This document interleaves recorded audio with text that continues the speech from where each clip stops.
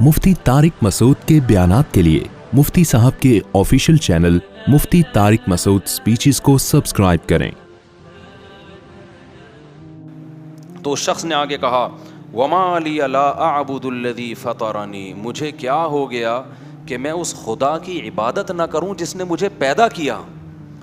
ये पैगंबर अपनी इबादत पे थोड़ी हमें लेकर आ रहे हैं। एक एक लफ्ज़ जो है ना समझने का है इस सूरह यासीन का।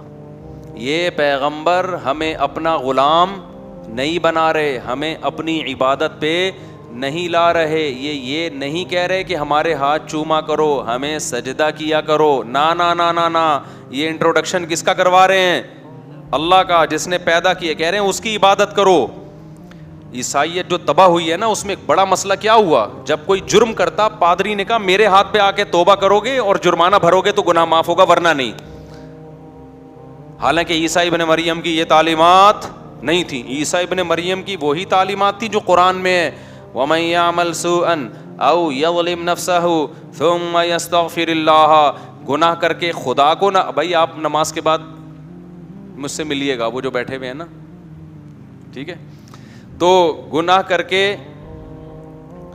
अल्लाह ने क्या फरमाया, गुनाह जो करता है नाराज किसको किया है? अल्लाह को। तो मौलवी के हाथ पे तौबा इस्तिगफार करने की जरूरत नहीं है। गुनाह करके नाराज किसको किया? अल्लाह को। तो किसके पास जाएगा? अल्लाह के पास। तभी हम लोगों से मना करते हैं, भाई अपने गुनाह आके हमारे सामने बयान ना किया करो। हाँ, उलमा ने एक बात लिखी है, कोई गुनाह अगर छूट नहीं रहा ना, आदत पड़ गई है, तो आदत छुड़वाने के लिए किसी से इस्लाह लेनी पड़ती है इंसान को। जैसे शराब की आदत पड़ गई तो आप डॉक्टर को बताते हो ना, जी आदत पड़ गई है, तो डॉक्टर गाइड करेगा, भाई ये है, ये ऑल्टरनेट है, ऐसे करो। तो ऐसे ही किसी गुनाह की आदत पड़ जाए तो किसी आलिम को इस गरज से बताना कि हजरत मजबूर हो गया हूँ, छूट नहीं रहा, आप कोई ऐसा तरीका बता दें जिससे ये गुनाह छूट जाए। ये जायज़ अमल है, इसका इससे कोई ताल्लुक़ नहीं है। लेकिन उलमा ने कहा है कि वो भी जब बताया जाए, जब पहली दफ़ा में ना बताया जाए। पहली दफ़ा में कोशिश करो खुद ही छोड़ दो। अगर 2-3 दफ़ा हो गया है फिर बताओ लाजमी, किसी से हिदायत लो, क्योंकि इसका मतलब आपसे नहीं छूट रहा वो गुनाह। तो अब आपको किसी मुर्शिद से, किसी शेख से, किसी मेंटोर से आपको पूछना पड़ेगा कि भाई ये आदत पड़ चुकी है, तो मुझे कोई ऐसा तरीका बताएं जिससे मेरी ये आदत छूट जाए। जैसे हुआ है, और बहुत सारे लोगों के गुनाह छूटे हैं जिन्होंने अहलुल्लाह से ताल्लुक़ कायम किया।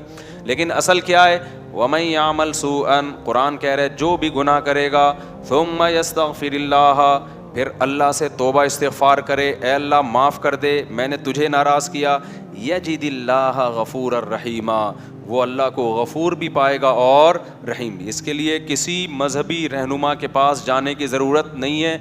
ये बंदा और अल्लाह का बीच में कोई वास्ता नहीं है, अल्लाह और बंदे का मामला है।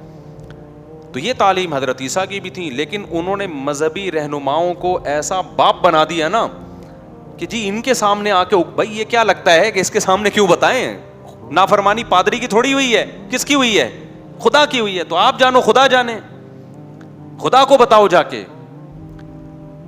तो ये कुरान की तालीमात। तो उस नौजवान ने क्या कहा, वमा ली ला अअबुदुल्लज़ी, अरे मुझे क्या हो गया, अंदाज देखो तबलीग का, मुझे क्या हो गया, ला अअबुदुल्लज़ी फ़तरनी, जिसने मुझे पैदा किया, सबसे करीब है मेरे, सबसे बड़ा मेरा मोहसिन। हम खुद थोड़ी पैदा हो गए हैं, अपनी कौम को समझा रहा है, क्या मेरी कौम, हम ऑटोमेटिकली खुद ब खुद पैदा नहीं हो गए, कोई तो है ना जिसने बनाया है।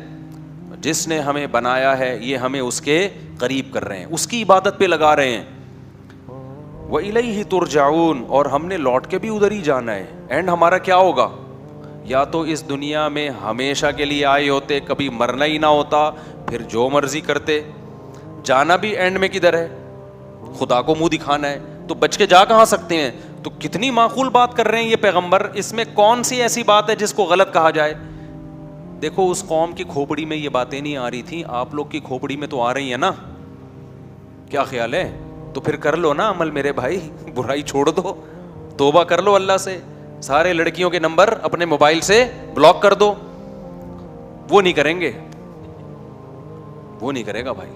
तो ऐसा दीन अल्लाह को क्या करना है भाई, जब तुम अपनी सारी ख्वाहिशात इफ्तारी में आके बैठ जाते हो पकोड़े खाने के लिए।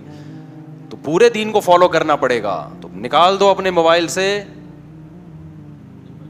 بلاک کر دو سب. صرف نکاح کا راستہ ہے آپ کے لیے, نکاح کے علاوہ کوئی اور راستہ اللہ نے حلال نہیں کیا, اس کا عذاب ہے, حساب دینا پڑے گا. یہ بھنگی اور چماروں کا کام ہے گرل فرینڈ رکھنا. جو پیغمبر اور پیغمبروں کے طریقے کو فالو کرتے ہیں وہ بھنگیوں اور چماروں والے کام نہیں رکھتے. گدھے گھوڑوں کا کام ہے فزیکل ریلیشن.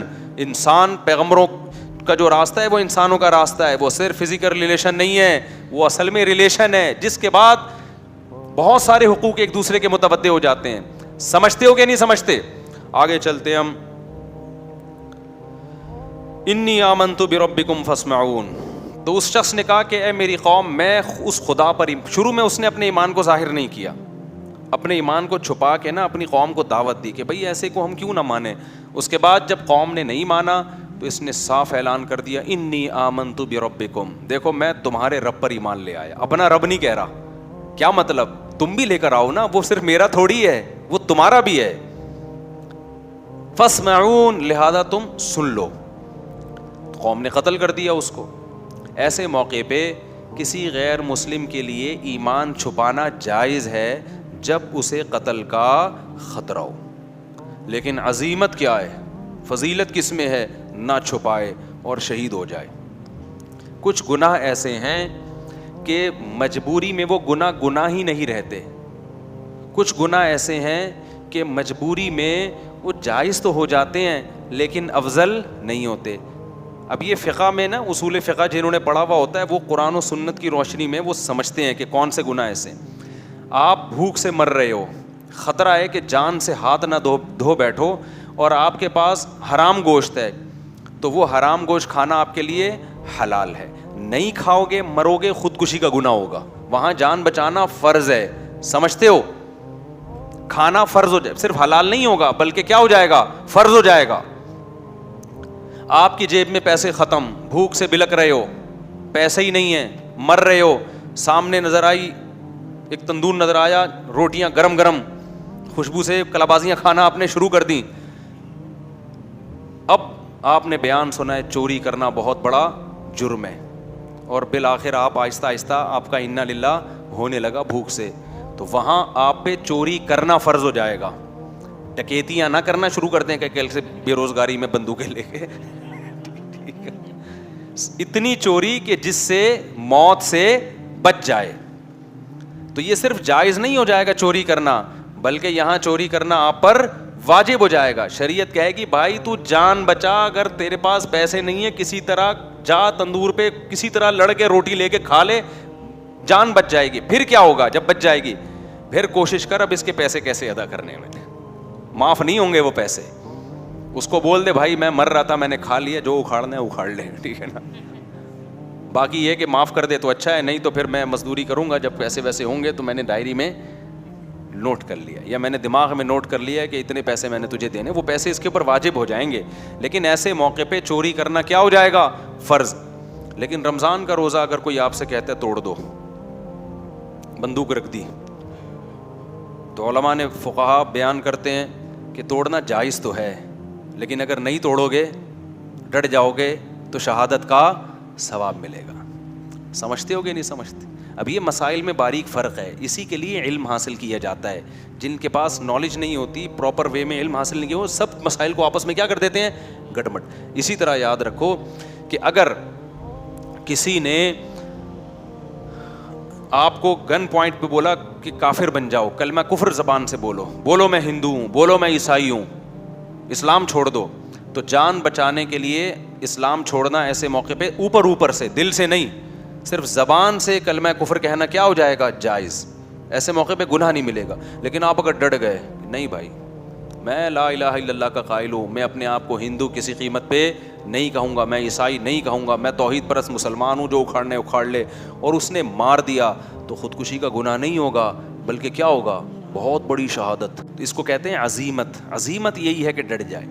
تو اسی طرح کوئی ہندو مسلمان ہوتا ہے, عیسائی مسلمان ہوتا ہے, اس کو خطرہ ہے بہت زیادہ ماریں گے, قتل کر دیں گے, تو اس کے لیے جائز ہے کہ زبان سے اقرار نہ کرے, دل میں مسلمان ہو جائے. اللہ بخشیں گے قیامت کے دن, اس کو ایمان والوں میں شامل کریں گے. لیکن اگر وہ ڈر جاتا ہے کہ نہیں بھائی مجھے مار دو, میں شہادت کے لیے تیار ہوں. تو یہ بہت بڑی شہادت ہے, اس میں بہت بڑا اجر ملے گا, جیسے کہ اس کو ملا. یہ ڈٹ گیا. ڈٹنے سے فائدہ ہوتا ہے کہ موٹیویشن بہت ملتی ہے سامنے والے کو, یار اتنا مضبوط تو کچھ ہوگا نا, اس میں جان ہوگی اس مذہب میں, تبھی تو ڈٹ گیا ہے. تو وہ جو نجار تھا نا وہ بھی ڈٹ گیا. جب قوم پیغمبروں کو دھمکیاں دے رہی تھی, ہم پتھروں سے مار کے ہلاک کریں گے, تو اس کو تو زیادہ دھمکیاں دیں گے, تو ہماری قوم کا آدمی ہے بھائی, تو ادھر کیسے چلا گیا؟ تو اس نے کہا انی آمنت بربکم فاسمعون, میں رب پہ ایمان لے آیا ہوں. جیسے حضرت عمر ڈٹ گئے تھے نا نبی کے دور میں, جب مکہ میں لوگ مسلمان ہو رہے تھے تو چھپ کے مسلمان ہوتے تھے, کیونکہ بہت زیادہ خطرات تھے, بہت ظلم ہوتا تھا جو مسلمان ہو جاتے. حضرت عمر جب مسلمان ہوئے نا تو مسجد حرام میں جا کے اعلان کر دیا کہ میں کیا ہو گیا ہوں, مسلمان ہو گیا ہوں, ایسی کی تیسی, جو اکھاڑنا ہے آ کے اکھاڑ. بلکہ بولا کہ جس کو اپنی بیوی کو بیوہ کروانا ہے تشریف لا سکتا ہے وہ, یعنی الٹا ان کو دھمکیاں دینا شروع کر دی. جس کو اپنے بچے یتیم کروانے کا شوق ہے مارکیٹ میں آ جائے, میں ہو گیا ہوں مسلمان, آ جائے, ٹھیک ہے نا. اور جس کو شوق ہے کہ بیوی بیوہ ہو جائے تو وہ بھی مجھے آ کے روک سکتا ہے, ہم یہی نماز پڑھے گا. تو یہ طاقت تھی, تبھی تو نبی نے دعا مانگی تھی, اے اللہ ابو جہل کے ذریعے اسلام کو طاقت دے, یا عمر بن خطاب کے ذریعے. اللہ کو عمر بن خطاب پسند تھے تو اللہ نے کس کے ذریعے طاقت دے دی؟ عمر بن خطاب. اور ایسی پھر حکومت قائم کی ہے 22 لاکھ مربع میل پر. حضرت عمر کے دور میں کوئی سیاسی اختلاف بھی نہیں ہوا ہے, خاندانی حکومت ہوئی ہے. کس کے دور میں؟ عمر کے دور میں. کوئی سر اٹھا کے اور حضرت عمر کس قدر اللہ کا خوف تھا. دیکھو بیماری میں جب شہادت کا وقت تھا نا, اس وقت ایک نوجوان عیادت کے لیے آیا, اس کا ازار ٹخنوں سے نیچے تھا, جانے لگا تو حضرت عمر نے اس وقت بلایا, بولا اس ازار کو کیا کرو, اوپر کرو.